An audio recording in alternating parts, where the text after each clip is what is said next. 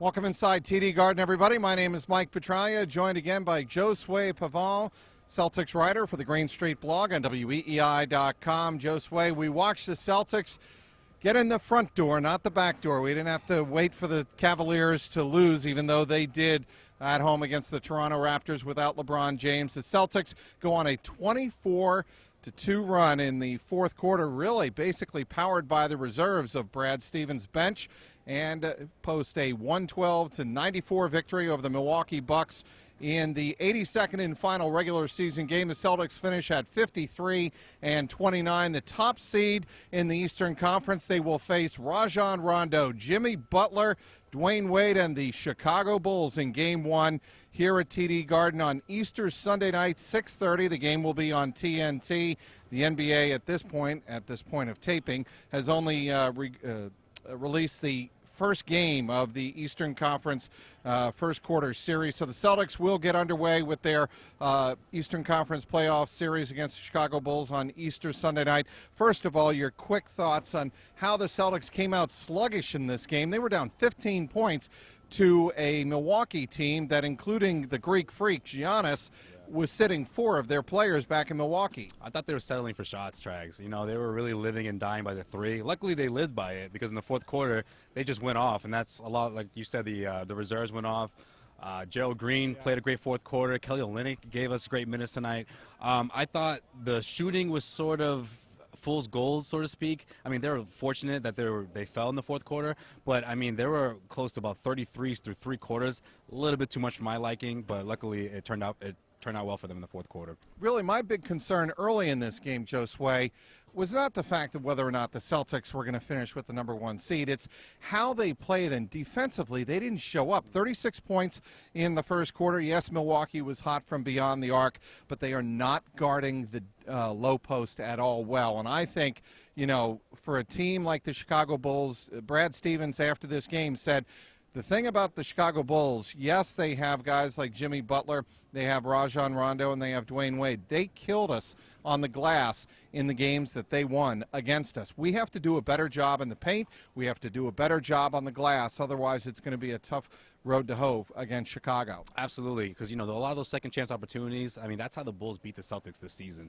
You give a lot of guys like, you know, Dwayne Wade. They have shooters, you know, big men that can shoot. Meredith can shoot threes. You know, guys can come off the bench who can score. When you get a lot of more second chance opportunities than you should, you tend to beat the Celtics. We've seen it happen again and again, and that's something they certainly have to keep a close eye on in this first round series.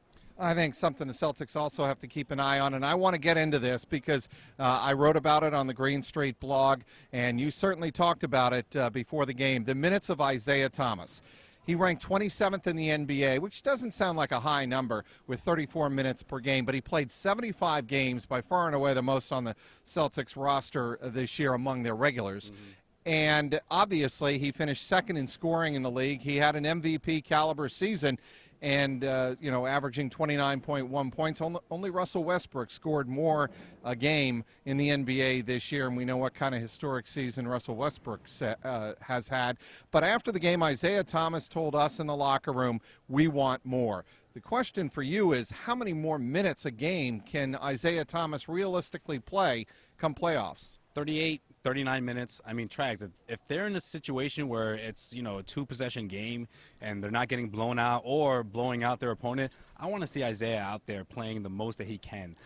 We need him to play the entire fourth quarter, so I think the third quarter is certainly going to be important to watch his minutes, monitor him, make sure that he gets his rest and towards the tail end of that third quarter. But the Celtics are going to need him on the floor as much as possible. I think a lot of the time Isaiah Thomas gets a little more rest than he should. I think a lot of the other starters get a lot more rest than they should. I know Avery Bradley has been battling through injuries. Jay Crowder's been battling through injuries as well. But this is the playoff time, Trags. And if this team wants to make a deep run, they're going to need these guys to play heavy minutes, especially Isaiah Thomas, but also the other starters. Trags, I'm at a point where I think that I need to see at least 2 starters on the floor at all times. I mean, that's just my personal belief. I don't know if that's something that Brad Stevens is seriously considering. And I'm not talking about Amir Johnson. I'm talking about if Isaiah Thomas is on the bench, I need to see Jay Crowder and Al Horford. If Avery Bradley's on the bench, I need to see Isaiah Thomas out there with Jay Crowder or Al Horford. I mean, I need to see a combination of either two out of those 4 guys between Al Horford, Jay Crowder, Avery Bradley, and Isaiah Thomas, because those guys are so important for their offense.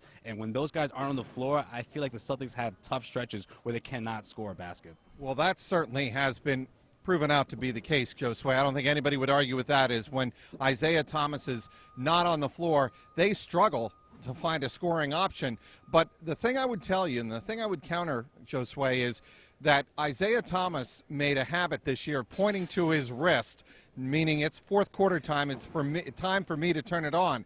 The concern is that if you're playing him a lot of minutes early in these games to try and keep your team in the game, and you feel that desperate as a number 1 seed, how much are you going to have in the tank come the fourth quarter? How much is Isaiah Thomas going to have in the tank come the fourth quarter? I'll tell you a player, an ex-player that I don't think a lot of people are going to be looking at maybe to start the playoffs, but could be as the playoffs progress, hopefully for quite a while for the Celtics, Jaylen Brown. He is a rookie, but he started to become a bigger and bigger factor off the bench, and he could be an energy type of player off the bench for the Celtics as we move along in the playoffs. Absolutely, spark plug, right? I mean, we saw him try to do that tonight. It didn't necessarily come out the way we wanted it to, but then you have Gerald Green on reserve. You know, I think Brad Stevens has a lot of great options off the bench, but Jaylen Brown, Kelly Olynyk, Marcus Smart, those are your 3 top guys off the bench that you're going to need production out of.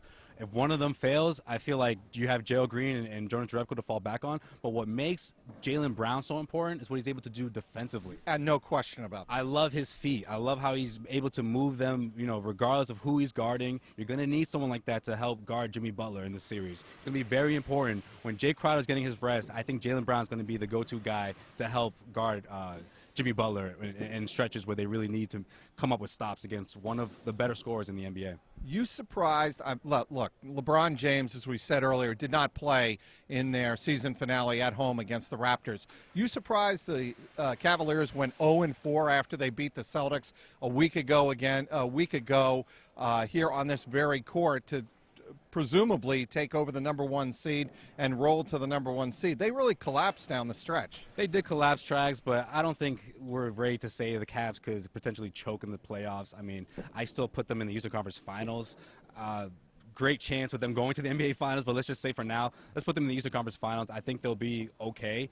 They still have the best player in the world last time I checked, so I don't think that's necessarily cause. Kyrie Irving. Yeah, right.